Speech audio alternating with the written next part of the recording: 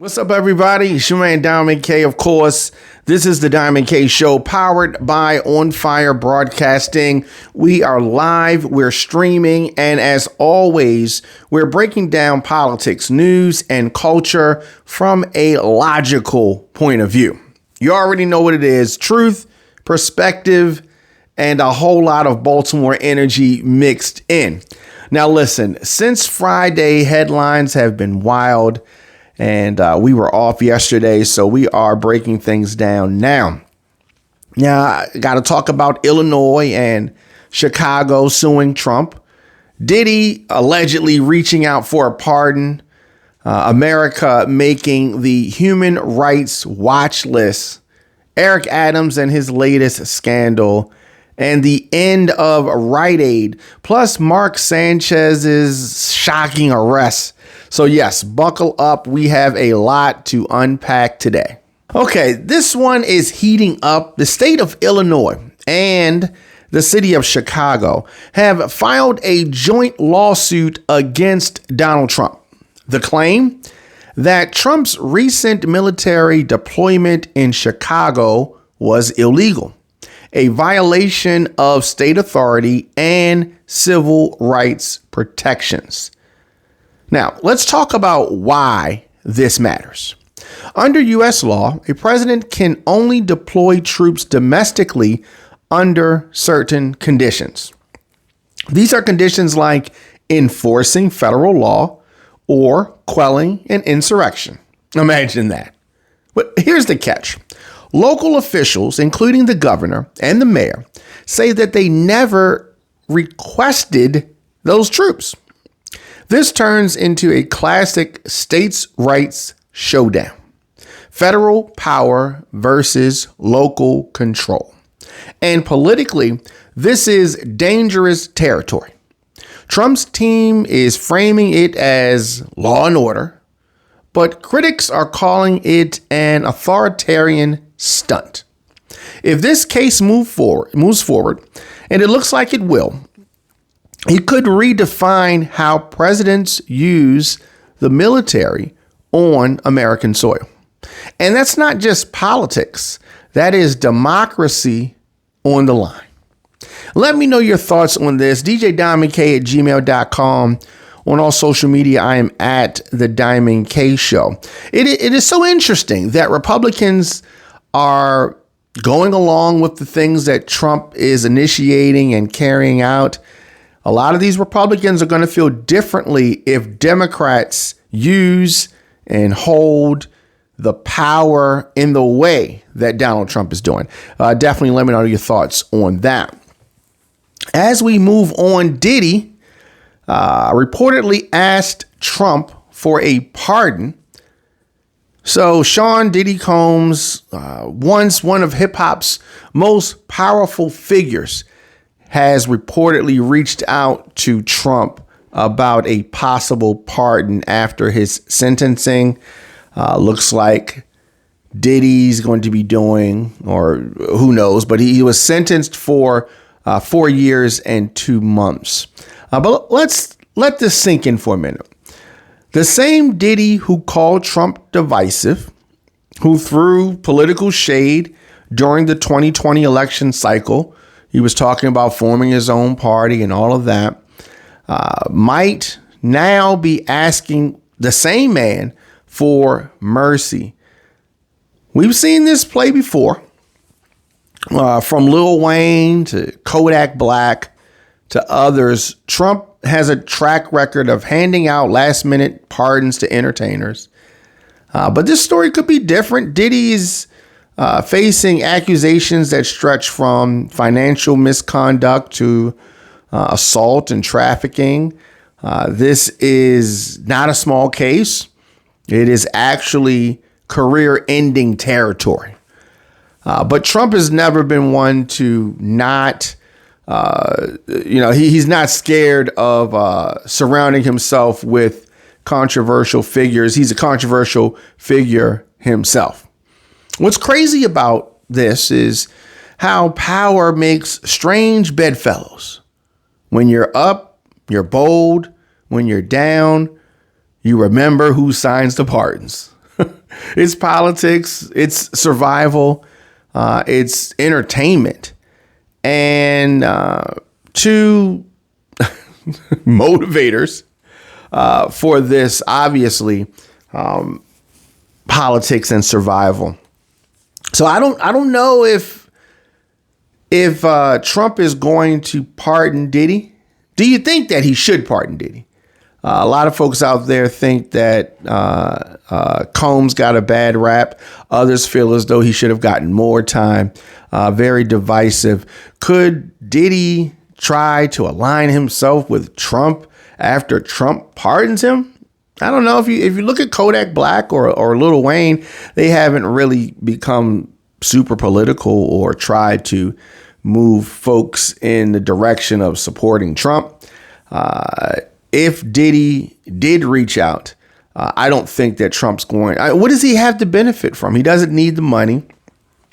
I don't know what pardoning Diddy, how that helps Trump.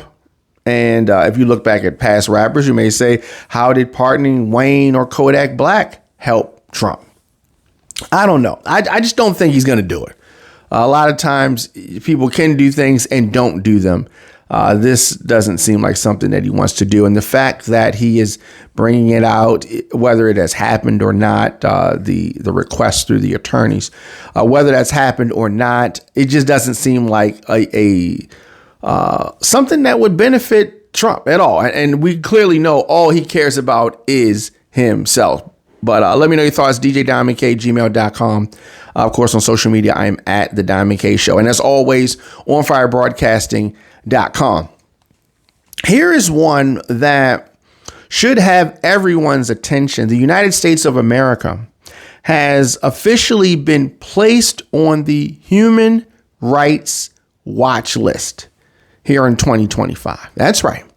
The same country that lectures the world about freedom and democracy is now being cited for its own human rights issues. And the reasons? Mass incarceration. America locks up more people per capita than any other nation. Police brutality, still a massive concern in communities of color. Crackdowns on protests, rights, and journalists.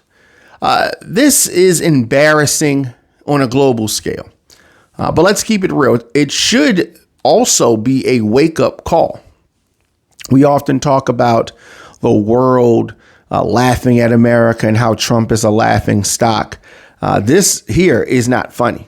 When you have mass shootings weekly, daily, racial injustice on replay, and politicians trying to restrict basic freedoms, other countries around the world are taking notice naturally. Now, what happens when the land of the free starts looking like the nations that it criticizes? That's where we are. This is America holding up a mirror. And frankly, many people are not liking what it sees. Let me know your thoughts. Of course, in the comment section on social media, I'm at The Diamond K Show. Email me, djdiamondk@gmail.com, or visit onfirebroadcasting.com. Let's slide over to New York City. I was there over the weekend, and Mayor Eric Adams, once again under fire. Reports show he hired his girlfriend to a $160,000 position inside his administration. Now, of course, Adams is saying that she's qualified, that her resume checks out, but the optics look terrible. You're running a city, Eric Adams, where homelessness, policing, and housing affordability are at crisis levels. Like I said, I was in New York City over the weekend. Prices astronomical, just on basic things. And the mayor is giving his romantic partner six figures, even if it is technically legal. This is one of those read the room moments, Because every dollar, every decision, every hire reflects your leadership judgment. And when the public already questions your integrity, Eric Adams, this just confirms their doubts. I was talking to a cousin of mine and my father about this. I never liked Eric Adams for this position. I did not trust him. He seemed sketchy. And as you know, into his term, as we're entering the final stages, the final stretch of it, he has proven to be untrustworthy, and the optics of this look crazy. When the public is already questioning his integrity, he does something like this. Adams built his image as, quote unquote, the people's mayor, but moves like this and others feel more like the politician's mayor. Let me know your thoughts, of course, in the comment section, Instagram, Facebook, Twitter, LinkedIn, TikTok, at The Diamond K Show, of course, onfirebroadcasting.com. Want to advertise on the show, shoot me an email, djdiamondk@gmail.com, or DM me on social media, onfirebroadcasting.com. You can also get advertising information there. So after 63 years, Rite Aid, the retail chain, is closing. It's a little nostalgic, but still heavy. So the chain, Rite Aid, closing all of its stores. Now, for us in the Baltimore area and surrounding communities, Rite Aid was a part of everyday life, whether you had to get medicine or snacks or just that quick stop on the corner.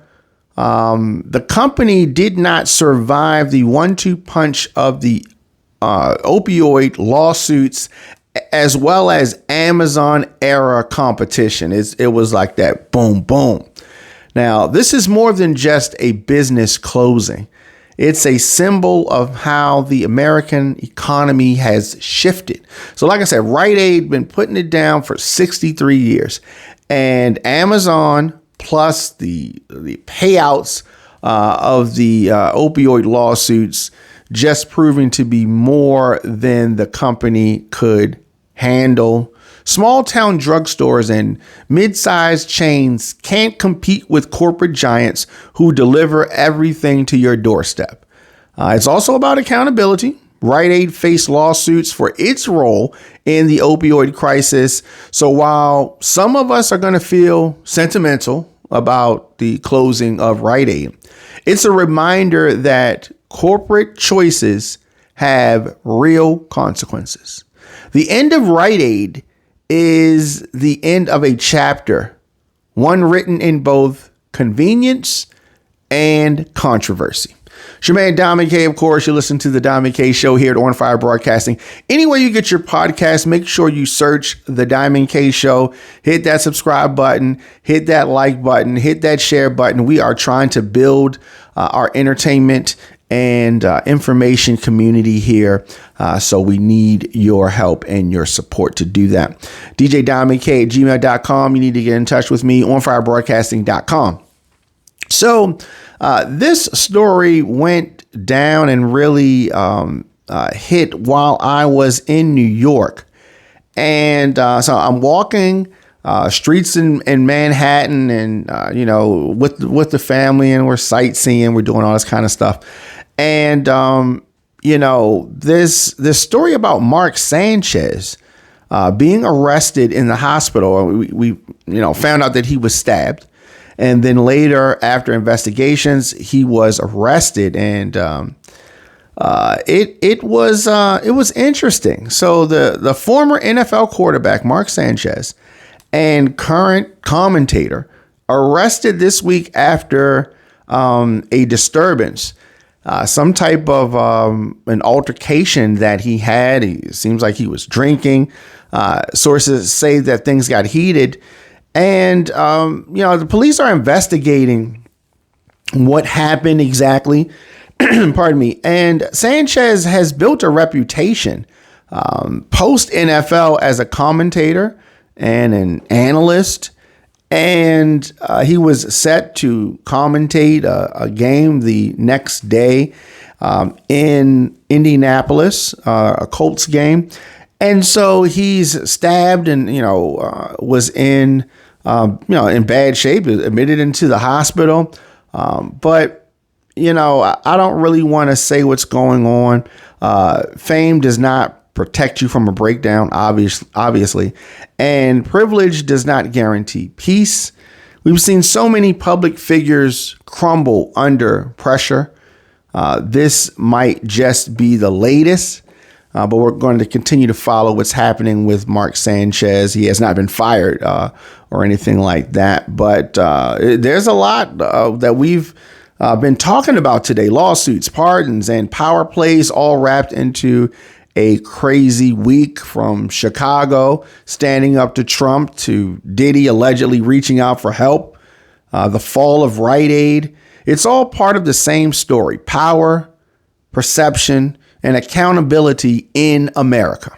Make sure you subscribe to the Diamond K Show weekdays at 6 p.m. We are streaming at onfirebroadcasting.com. Anywhere you get your podcast, just search the Diamond K Show. Make sure you follow me on Instagram at the Diamond K Show, also at On Fire Broadcasting. Check out my latest music and my latest mixes on youtube.com/DJ Diamond K. Of course, djdiamondk@gmail.com. On Substack, I am diamondk.substack.com. And I am here daily reminding you the truth is in the details. I will see you guys tomorrow.